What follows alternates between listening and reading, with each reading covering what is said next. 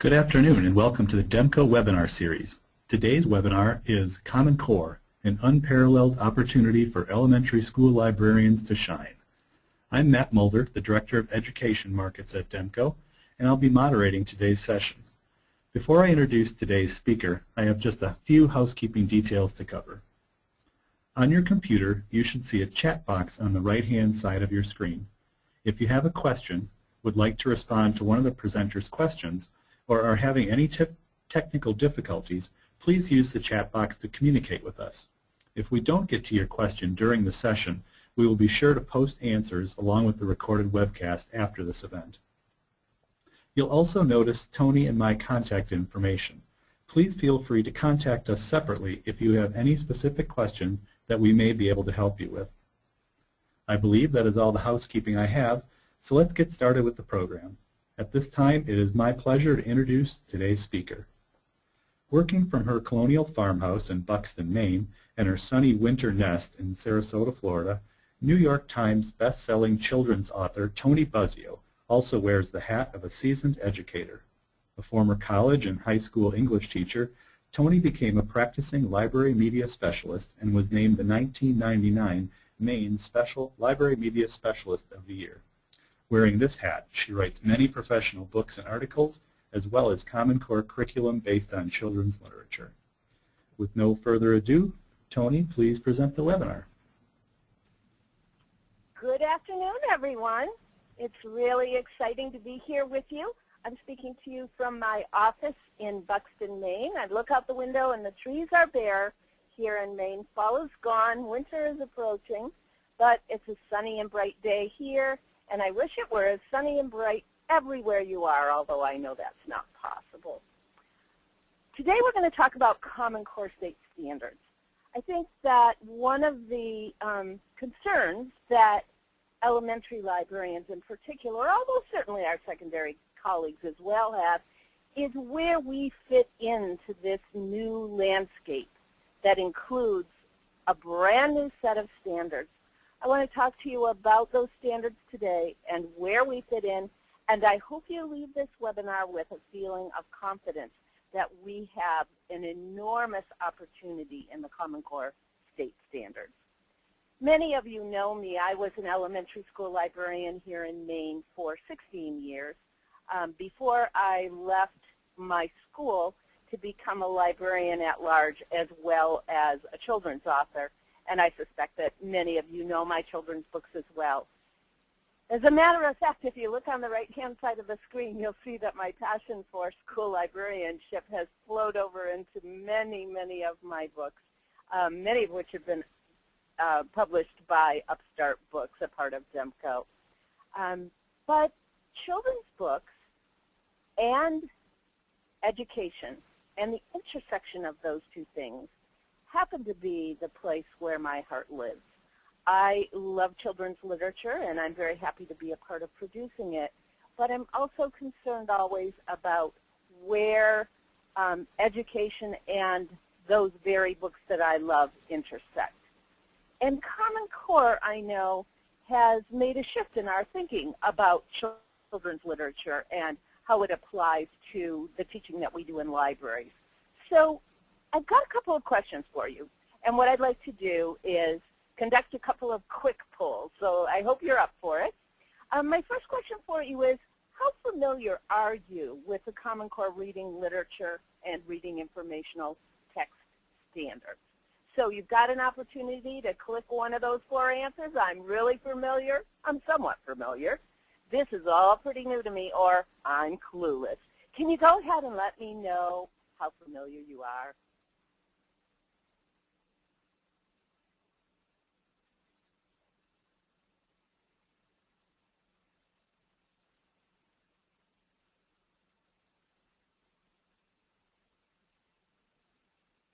I hope you've got those answers coming in. I'm going to give you just another 20 seconds, and we're going to look at those results. Okay, interesting, isn't it? So we've got a preponderance of answers here in the somewhat familiar and pretty new. So slightly familiar, maybe we can call that. That means that most of us are ready to think about this. Of course you are. That's why you're here with me today. But you also have perhaps some more learning to do. I know I have some more learning to do about this, and I hope that we can do some learning together. I've got another question for you. And that one is, what are you most worried about? I've given you 4 choices. Are you worried about being left out of teaching the new standards? Are you worried because classroom faculty has been trained but you have not? Are you worried that your schedule limits your opportunity to teach the standards? Or are you one of those blissfully unworried people? Give me your response. I'm anxious to see what you have to say.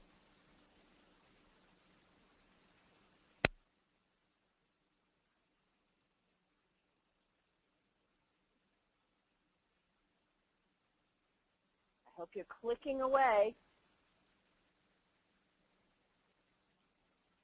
Another 5 seconds and we'll look at those results.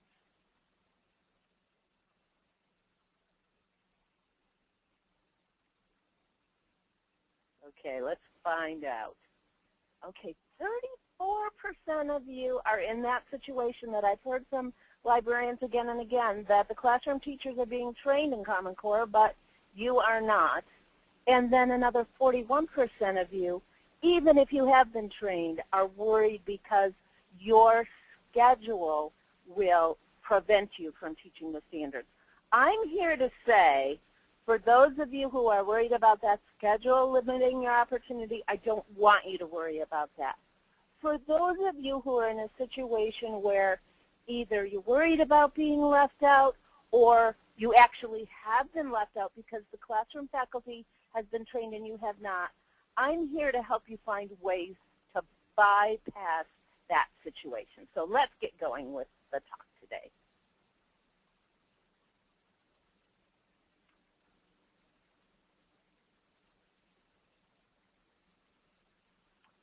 I'd like to introduce you to a really interesting graphic. You see it in front of you on your screen.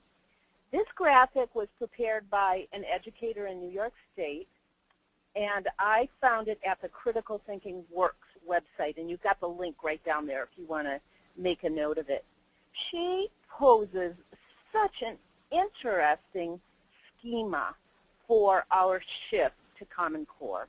And I want to talk about the 6 things that she says are happening with Common Core that will make Common Core environment different from the No Child Left Behind. First of all, and I know that you've all heard a little bit about this, if not a lot, there is a rebalancing of literary and informational text. And I want to talk about that in relation to the 3rd item above, which is that there is a staircase of text complexity. Both of those concerns are librarian concerns, and I think that we need to be intimately involved in those 2 shifts. The middle box between those 2, build knowledge and disciplines, I really think is probably the purview of our classroom teachers, and so we don't need to worry quite as much about that shift. But let's take a look at the new distribution of literary and informational text. As you may have heard, for those of us who are at the elementary level, we need to be thinking in terms of students doing half of their reading in literature and half of their reading in informational text. Now, does that mean you should decimate your fiction collection in your library? No, of course not. And one thing that I want to say to you right now to give you some hope that all is not lost in terms of children's literature, excluding the informational text, which of course often in our libraries is also literature, is this. That 50-50 is divided over the course of a student's entire day. So when your 4th graders are reading in their social studies textbook, that reading is informational text reading. But truly, we are rebalancing here so that 50% of students' reading over the course of the day is going to be in informational text. So as collection development specialists, the people who acquire the books for our collections, here's what I think. If your library is like mine, and I was a school librarian in a number of libraries over the course of my career, the screen that you see right now was the inverse of my collection. In other words, my collection was more heavily weighted toward fiction and less heavily weighted toward informational text because I had an enormous picture book collection, easy reader collection, and fiction collection, and all of that was part of the literary text. And it was in contrast to, yes, an extensive nonfiction collection, but the preponderance of my collection at the elementary level, especially at K-2, was in literature. So we have to begin to think about rebalancing our collections, and I know that we're all hungry and eager for informational text. We're going to be doing a lot of reading of reviews, looking for the best informational text. When you do that, I want to give you a heads up about that third shift, the staircase of text complexity. The important thing to know about text complexity is when you're purchasing a book with a target audience in mind. So if you are purchasing a book on the solar system for your third graders, what you want to be sure of is, first of all, that the Lexile level of that book matches the Lexile range of third grade, and you also, as you open that book, want to be looking at the text and the way it's presented through a third grader's view. So with the third grader in mind, is there plenty of white space? Is the font size appropriate for that student? Are the chunks of text broken down enough so that a third grade student will not feel overwhelmed? We have that information. What we understand about text complexity is really bone deep, and I don't worry so much about whether or not you can enrich your collection with appropriate text complexity. What I ask you, though, is now to pay closer attention to that. Let's go on then to the fourth shift. And the fourth shift is we're going to be focusing more in the Common Core environment on text-based answers. And that's lovely for us because we know how to ask our students to respond to the text on the page, whether it's literature or whether it's informational text. We want them to be able to process the information that they're hearing from the text and to defend any response based on that text. I'm not worried about your ability to do that. I bet you're not worried about your ability either. We're going to be asking students to write from sources now as opposed to doing more narrative writing. So again, we're looking at the NEEP testing, and in that National Association of Educational Progress test, at fourth grade, we're going to be asking them to do 30% of their writing as persuasive writing, 35% in explaining, and only 35% in personal narrative, conveying their own personal experience. I think for a very long time, especially in that K-3 chunk of grades, we've focused on narrative, personal narrative writing, and that will shift. Is that a good thing for us as librarians? Oh my goodness, yes. Because of course, research writing, writing that results as an offshoot of research is what we have long been about in the writing component of our program, and now that will be supported by the Common Core state standards. And the last shift is there will be a real emphasis on building academic vocabulary.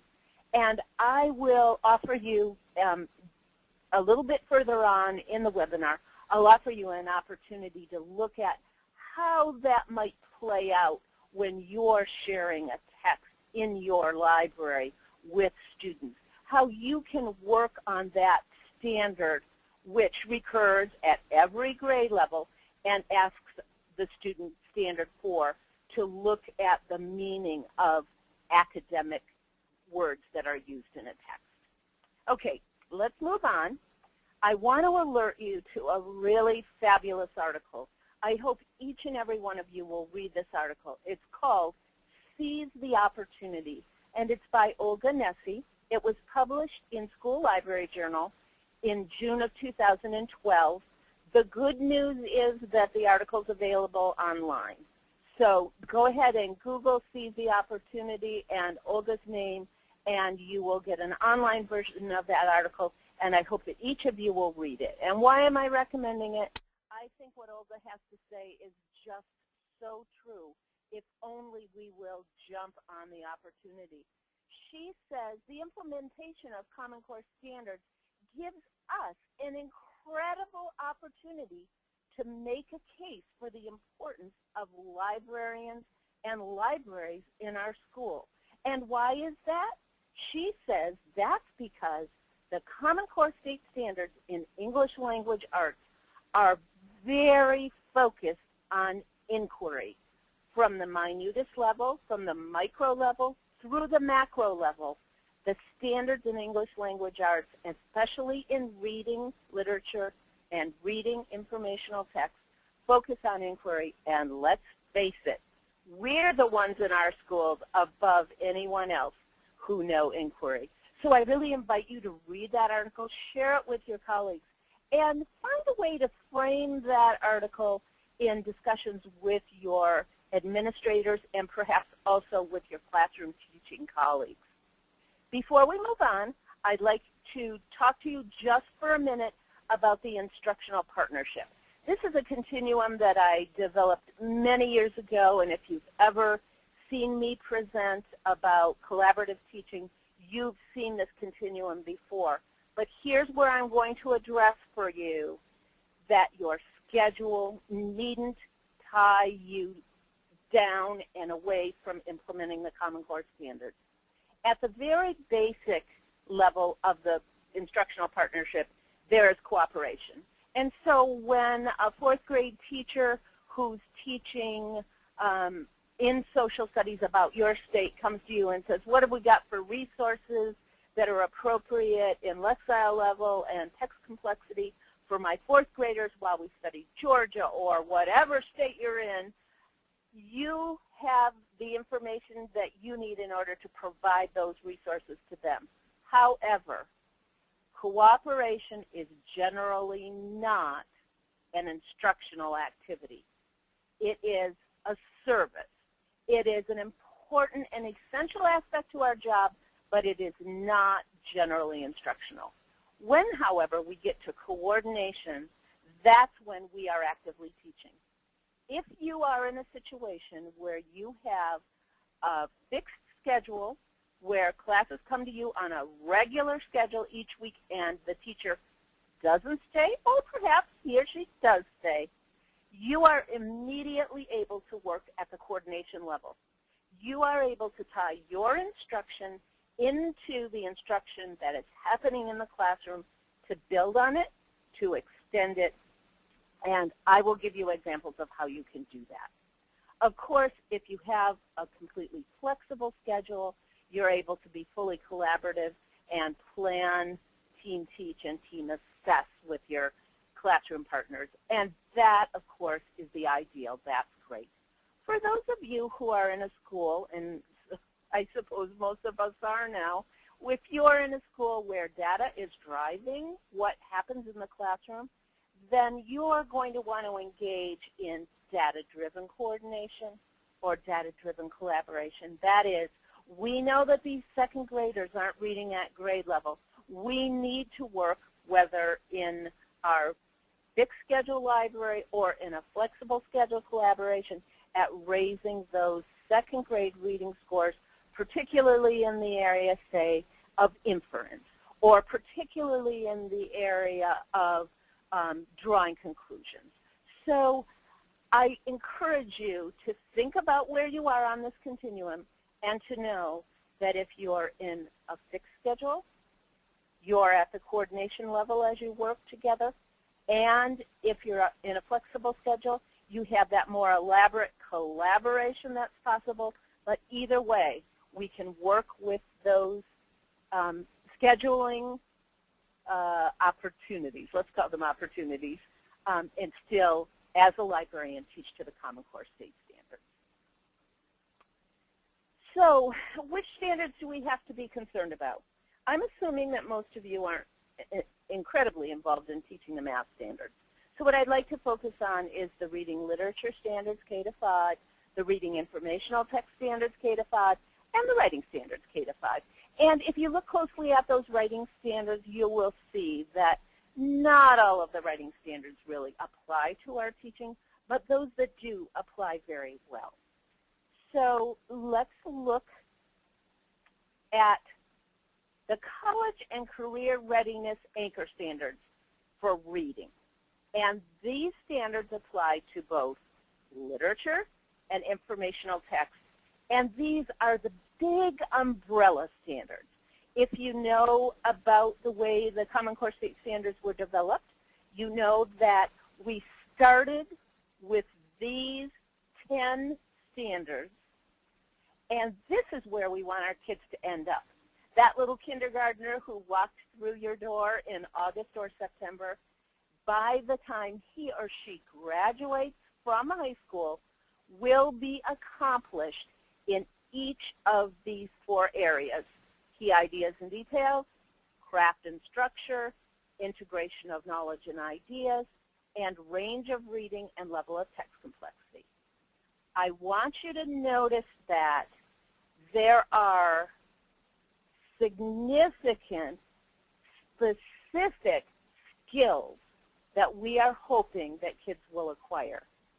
And if you dig from here into the Common Core state standards, what you will see is that for Standard 1 here in the career and college readiness, read closely to determine what this text says explicitly and to make logical inferences will be reflected in every Standard 1 at grade K, at grade 1, at grade 2, 3, 4, 5, and 6 for us as elementary librarians. So, as an elementary librarian, what's your responsibility? Your responsibility is to get your kids ready to meet Standard 1 through Standard 10, actually, at their grade level.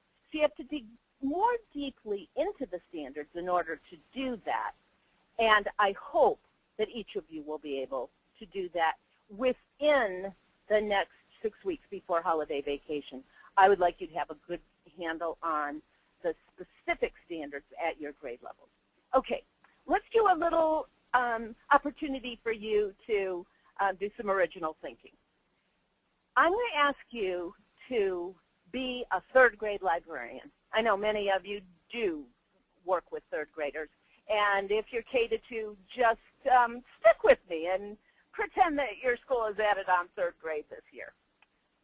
Standard 1, that standard that I just mentioned, for 3rd grade, reads this way: ask and answer questions to demonstrate understanding of the text, referring explicitly to the text as the basis for the answers.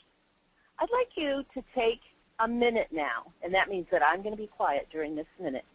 If you have an idea of how you might meet that standard with your 3rd graders using the book Snowflake Bentley, can you give us a quick idea of what you might do?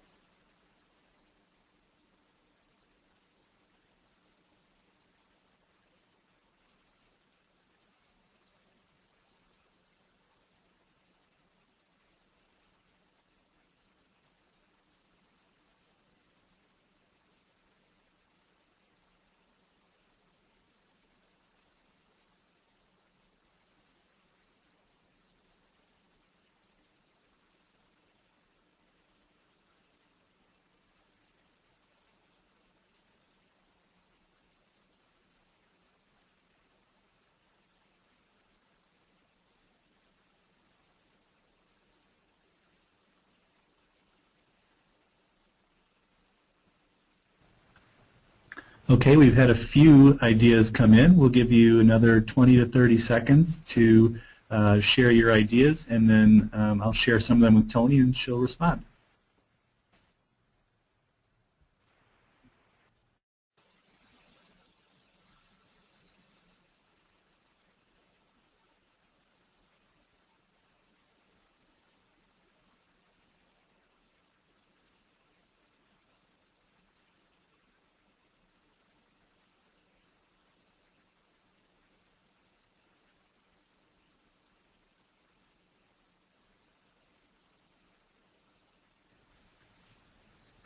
Okay, we've had some really thoughtful ideas here. Tony, I'll just share a first one with you and you can respond, and then I'll share a couple more. The first one that I had was have students explain the ways in which Snowflake Bentley demonstrated that he was a scientist and the ways in which he demonstrated that he was an artist. Oh, wow. Oh, that is excellent. I was pretending to be part of the audience, and I was formulating a direction that would ask children to do a very similar thing, and that is to show the roots of Snowflake Bentley's scientific bent in his childhood. In what ways did he show that strong interest in science? I love the addition of his identity as an artist as well. That is fabulous. I hope you're all jotting that down. What a great idea. So here's a second one. First, read the story aloud, and then have each student complete a character chart listing characteristics with textual support for evidence. This could be done on a smartboard, large piece of paper, or individually. Oh, what another great idea. And you know, I want to say, not only do I think that's an excellent idea, but what a great opportunity for differentiation as well. For instance, we know that we have third grade students who are capable of reading and writing very much independently.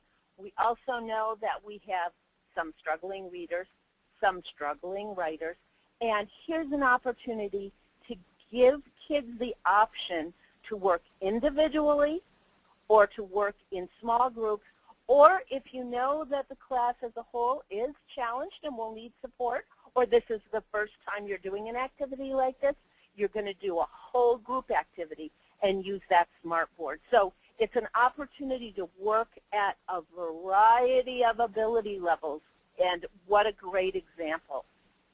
Do we have a third, Matt?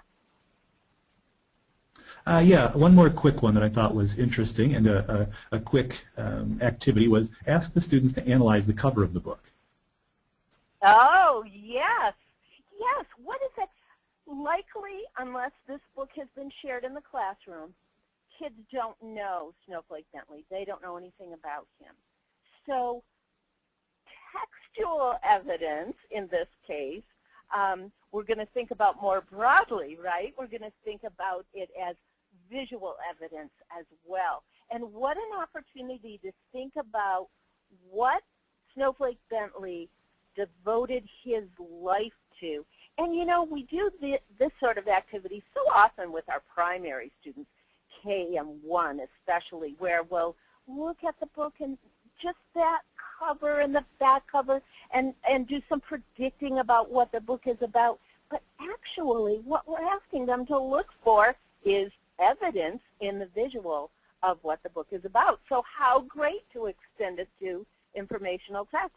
Let's do another one of these. I've got another one, and the reason I have another is because I wanted to do one for literature and one for informational text. Oops, let me go back just for a minute. I want you to look at these writing standards. Now, just like the reading standards are organized into 10 different standards and 4 bands, so are the writing standards. These writing standards are career and college readiness standards, so we're looking way down the road to when our student, that little kindergartner, finishes high school and either goes on to college or goes on to a career. And we're looking at what is important for them to be able to do as they progress through the elementary school that will lead to that final goal of them being ready for college or career. I wanted to direct your attention just because I love this standard so much. It's such a librarian standard, and I know you're going to like it too. Look down under Research to Build and Present Knowledge at number 8.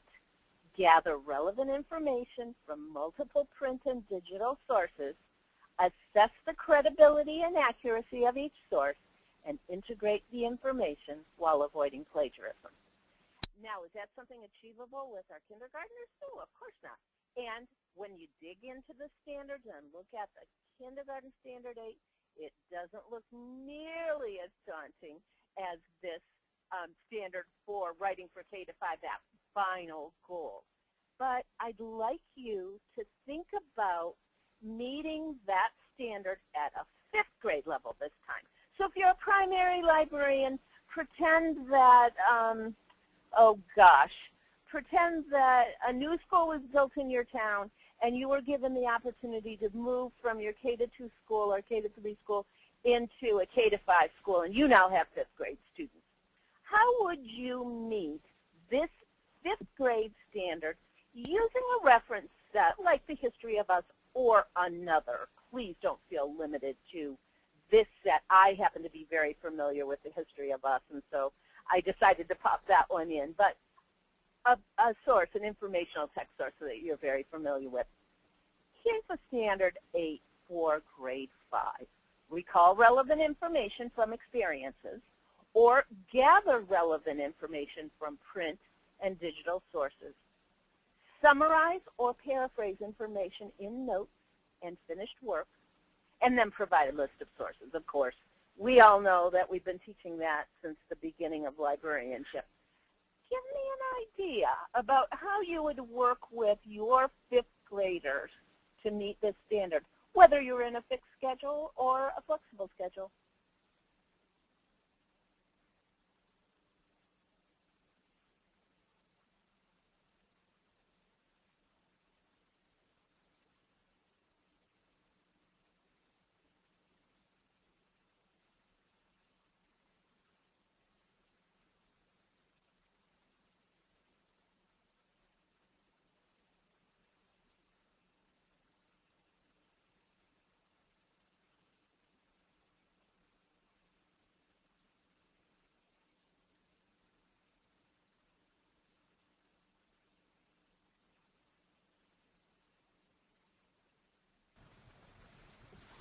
Okay, we've got just a couple answers here. If we could, please thoughtfully consider it and send in your answers, and we'll get back in about 30 seconds.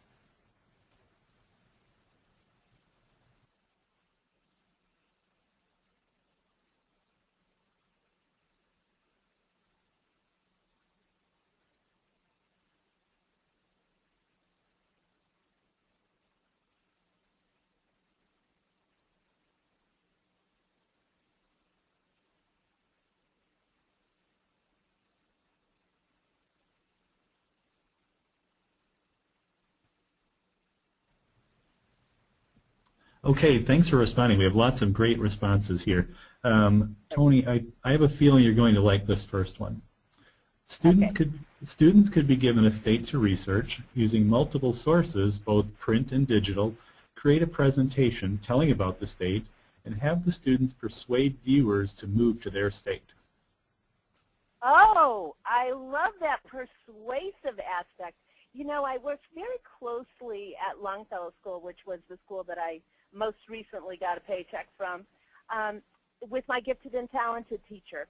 And every time I sat with teachers to plan a project, I would invite Marty to the table. And I would invite Marty to the table for the very, very kind of thinking that you have just used. Make it more meaningful. And so that aspect of persuasion speaks to us back to the NEEP standards that say that at 4th grade, we want kids to be spending 30% of their writing time persuading. What a great suggestion. I hope you're all jotting it down. What else have we got? We have one where we could create timelines by assigning events to groups of students and then assembling them into one big timeline. Excellent. And there's a perfect example of something that you can do in the library in a fixed schedule situation that would be meaningful and speak to the Common Core state standards. And when we're done with these suggestions for this standard, I just want to make an editorial comment about what you should be doing with these great ideas. Matt, do we have another?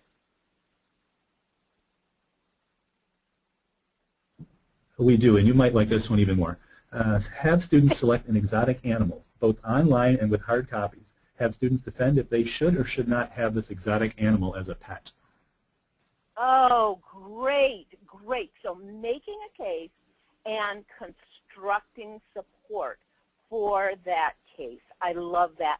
We used to do a project that was somewhat similar to that. So if you've read David Lurcher's Ban the Bird Units, you know that he feels, and of course I agree with him, that we should not just be assigning an animal and having kids do a report, but to process that information in some way, to make it meaningful, to give them ownership. And we used to say, imagine that your animal has been suddenly transported to a different biome.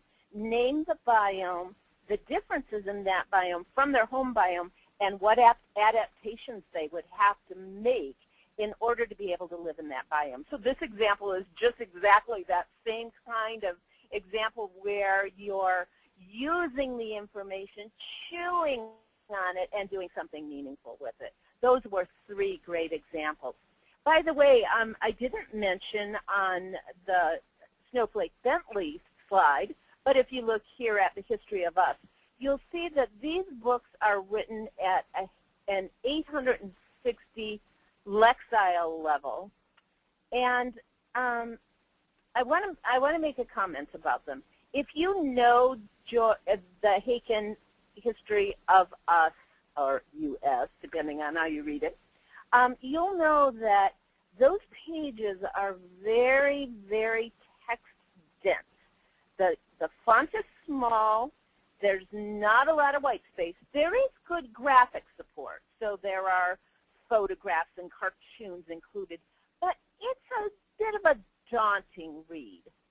That 860 is going to be just fine for a 5th grader reading on grade level. But for a 4th grader, and I believe that 860 falls either within the 4th grade Lexile range or only slightly above it. I don't have that chart right in front of me now. I would feel that the book was pretty difficult for 4th graders, and that's where text complexity comes into our decision about which books, especially informational texts, fit which students. So the presentation of the material, although the sentences are written at an easier reading level, the text complexity of the History of Us is actually pretty high. I would feel very comfortable also using the History of Us in middle school because of the presentation of the material. So now I want to talk just for a little while about planning Common Core State Standards instruction, because after all, our first responsibility is to become familiar with the standards. Our second responsibility is to launch into the teaching of those standards.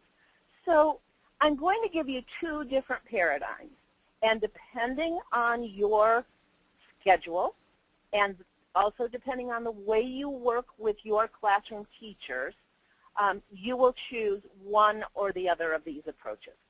The first approach goes like this. You feel like you're ready. For those of you who know a little bit and you are sort of ready to get started but you haven't jumped in whole hog, here's one way to do it. Identify a standard. So go into your, my suggestion would be, go into your reading literature or reading informational text. My bias would be toward informational text because you're going to get a lot more kudos for that than if you use literature, I think, because everybody thinks that all we do is read stories to our kids. So identify a standard in the reading informational text set of standards. And then ask yourself, who do I want to start with? Who's going to be my target teacher and class? Once you've identified that target teacher and class, and this is Gildart in 4th grade, what unit or project are they working on right now? What are they studying? In particular, what are they studying in science or social studies if you're using informational text? That's a great place to start. And then, if you are in a fixed schedule situation, you need to ask yourself, how am I going to work with that group of students or that grade of students? Perhaps you're planning to do this approach with all your fourth graders, how am I going to proceed in order to meet the standard? Do I have a great book that I can use to launch a conversation where we talk about what's said explicitly in the text and what students have to infer? So that's one approach. The other approach is slightly different, and for me, most likely to happen in a fully flexible, collaborative teaching situation, but see whether it works for you on your scheduling routine.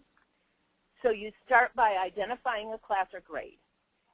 Let's say that you're a data-driven school and your second graders are struggling in reading. So you know that you want to work with second grade. Go back to that same question. What's happening in the classroom? What unit or project are they working on? If you're in a fully collaborative environment, likely that second grade teacher has come to you and said, hey, what we're doing this week is we're working on, I'm trying to think, we're working on communities. That was one of our social studies topics in second grade. So then you go on a hunt. Which standard or standards are going to best suit the needs of that class, so their deficits on the reading test, and that unit or project? And then how will you and your collaborating teacher go forward? How are you going to plan the instruction in order to meet that standard? Let me give you an example.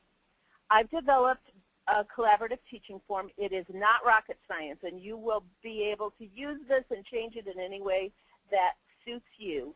But basically, the information that the collaborative teaching form asks for is who are the teaching partners, you and the classroom teacher, the grade level, and you know, in grade level, you'll see on the completed form that I'm going to share with you in just a second, I always put the grade as well as the lexile range to remind myself and the teacher that that's the target lexile range that we're aiming at.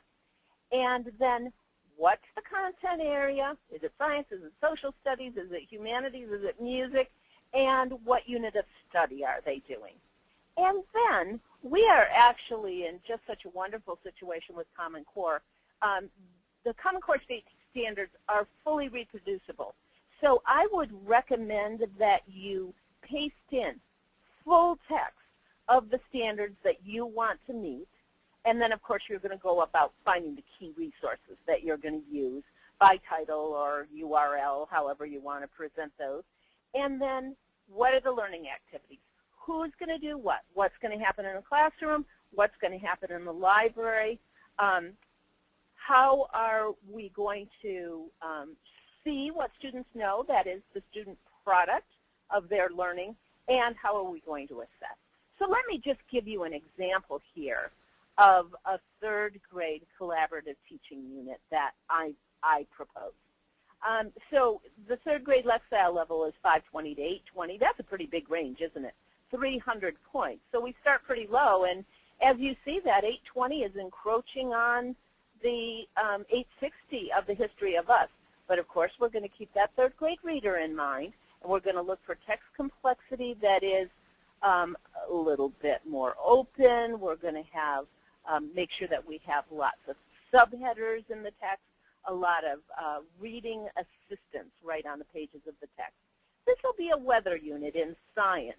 And what I thought was that we would focus on Standard 4, which I mentioned earlier is always about general academic and domain-specific vocabulary. So we're going to work on vocabulary, and we're going to use the information gained from the illustrations in the text as well as the words to understand where, when, why, and how key events occur. The book that I chose is one that is a real favorite of mine. I don't know if you know this book, but it's called The Big Storm.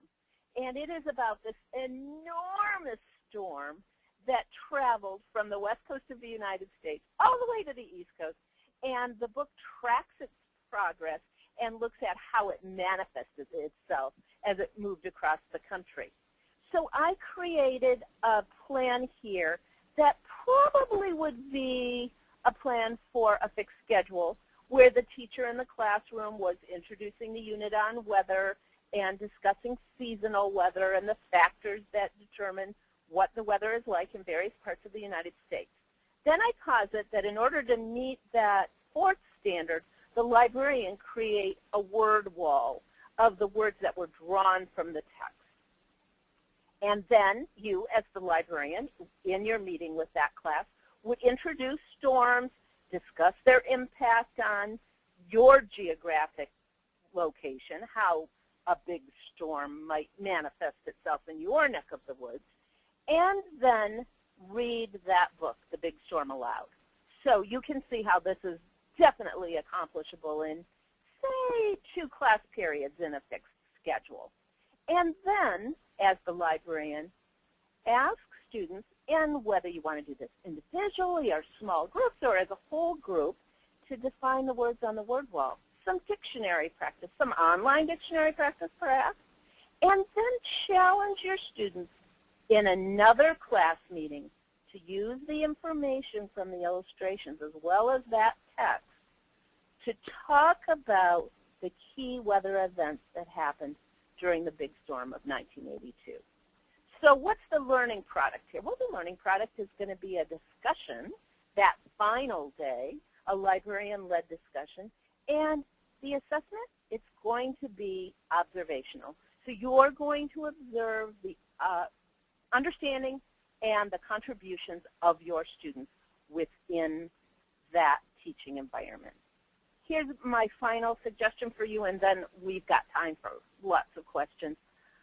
When you do complete a collaborative teaching form like this, and you are teaching specifically to those Common Core state standards, and they're listed right on your teaching form, make sure that the classroom teacher has a copy of this form if you're not working collaboratively at the moment with that teacher. And above all, make sure that your administrator has copies of these collaborative teaching forms. We need to make it completely transparent that we are as actively involved in teaching to the Common Core state standards as all of our classroom teachers, and that applies whether or not you've been left out of the training. So for those of you who are worried because the classroom teachers have been trained and you haven't been trained, it's a sad situation and it's an unfair situation, but you can stake your claim in the territory of Common Core state standards regardless of your administrator's decision to leave you out. Before I go and move on to questions, I did just want to give you a heads up. If you're in a district or a state that subscribes to the EBSCO Database Novelist K-8+, do me a favor. Go online, log on to Novelist Plus after this is over or sometime later this week. And when you get to the opening page, which you see here on your screen, if you look over in the right-hand navigation bar, you'll see that the 4th item down says Common Core. If you click on Common Core, you'll come to a Common Core menu that looks like this. There are a wealth of specifically designed, mostly by myself and another educator, librarian educator, Common Core connection documents at each of these grade levels, suggesting very specifically targeted books that you can use with any number of content areas that you teach, K through 5 or 6, depending on your elementary school. If you have access to Novelist K-8+, I hope you'll be using that resource. Let's do some questions and let's hear some concerns.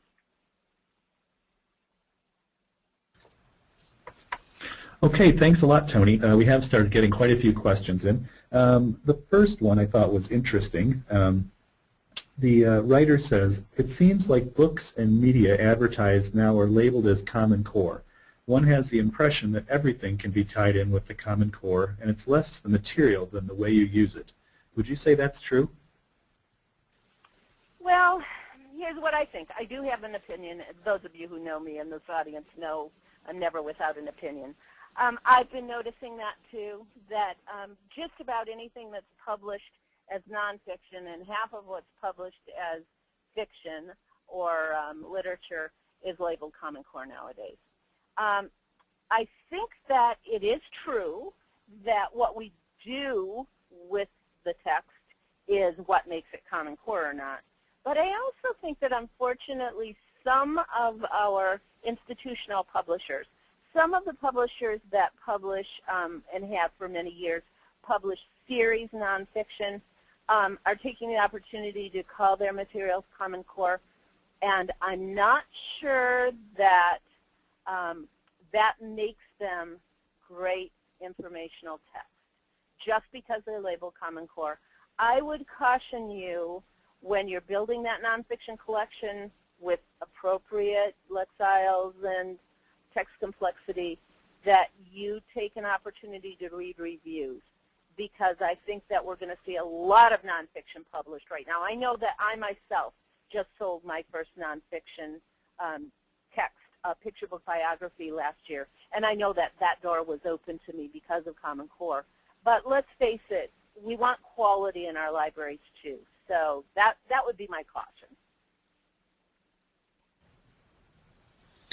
Okay, we've had a couple people asking about whether or not the collaborative teaching form is going to be available, and that will be available. It actually is available now. If you go to demco.com and search webinar, it will take you to the landing page for this webinar, and you can get the resource there. Tony, we've also had a number of people asking about the website that you mentioned for Novelist. We will have this information up on our website as of tomorrow. You can view the slides. But Tony, could you mention a little bit again about the URL for that? Oh gosh, let me go. Or if they go to Novelist, will they be able to locate it there? Yes. So if you log on to your EBSCO databases and then choose Novelist K-8 Plus, it will open into this very screen that you're looking at right now. That's the opening screen for Novelist K-8 Plus. So all you have to do is click through to Novelist K-8 Plus. You come here. Please visit that fourth item down on the right-hand menu bar, Common Core, and that's where you will find just an enormous number of Common Core lesson plans and suggested books. Okay. One question that I thought was particularly interesting, and I'll just paraphrase, the writer wonders how you can partner with the public library to make sure that the collection is robust enough for the new standards. Oh, what a great idea. That's a good question. Here's why I'm particularly interested in it. My school was across the street and a half a block down from our local branch library in Portland, Maine. So my kids, most of whom walked to school, it was a very, very dense neighborhood, lots and lots of families and kids living there, used both my library and the public library. If I were still in that school situation, I would be working closely with Martha, who is the acquisition librarian there at Burbank Branch, and I would be talking about upcoming projects that I know that teachers have, and looking with her at the resources that she has in her branch library that are appropriate in lexile and text complexity at the grade level that the assignment was happening. Recently I did a Common Core connection that involved exploration, and I know that you guys know what I'm going to say because we all struggle with this at the elementary level. So many of the resources published on exploration are unfortunately published at a middle school reading level and text complexity level. So in my situation, I would be working hard with Martha to say, look, these are the resources that I have available in the school library. These are the ones that I would love to be able to afford. I can't buy them this year. Would you consider buying them? And these are the ones that I have that I think are going to be a strong draw. Could you have a duplicate set at the public library? So in terms of collection development, I would be working so closely with my acquisition librarian at the public library.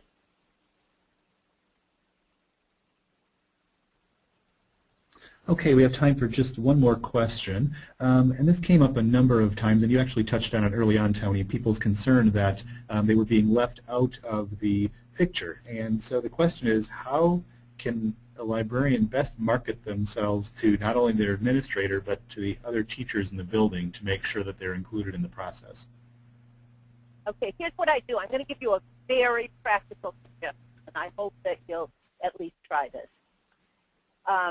Let's say that let's pick a new grade. Let's say that your first grade teachers are working on senses, so sight, sound, you know, the whole range.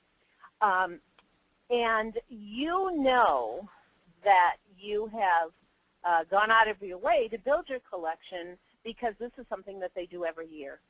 Here's what I would do. I would locate a couple of key new resources in your collection. I would then think carefully about how I was going to use, how I would like to use that resource with the students at that grade level in first grade. And I would write up a collaborative teaching form. Obviously, you're not going to be able to fill in all the blanks yet because you haven't talked to your teacher. And say, here are a couple of books that I think are going to be fabulous for me to use to meet standard 2 and 4 in the reading informational text area of Common Core State Standards. I want to give you a heads up that that was what I was going to do, and wonder if there's anything else that you'd like me to concentrate on as you move through the senses unit in science. So what does that do for you? First of all, it says, just like always, I am on top of my collection development, and I've got resources that your kids need at the right lexile level and at the right text complexity level.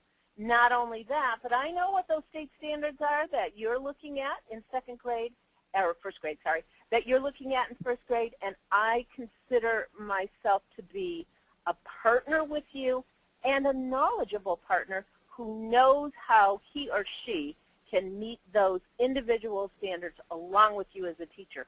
It's going to raise your stature, maybe not the first time you do it. You know, it depends on school culture. But it's going to raise your stature to be in control of and on top of your teaching to the standards, even though you weren't at the table when the teachers were trained. Okay, unfortunately, that's all the time we have for today's webinar. I'd like to thank Tony for sharing her expertise and providing insight into the Common Core. As a follow-up to the webinar, we'll be sending you 2 emails. One will arrive tomorrow with a link to the recorded webinar, and the second will arrive in a week with links to all the resources from today's webinar, including questions and answers to the questions that were submitted. The 2 resources that Tony showed you during the webinar are now available at demco.com. Simply search webinar on our site. Immediately after the webinar, you'll be asked to complete a brief survey. I would really appreciate your input to help us make future webinars even more meaningful. And with that, we're going to conclude our webinar. Thank you so much for attending, and enjoy the rest of your week.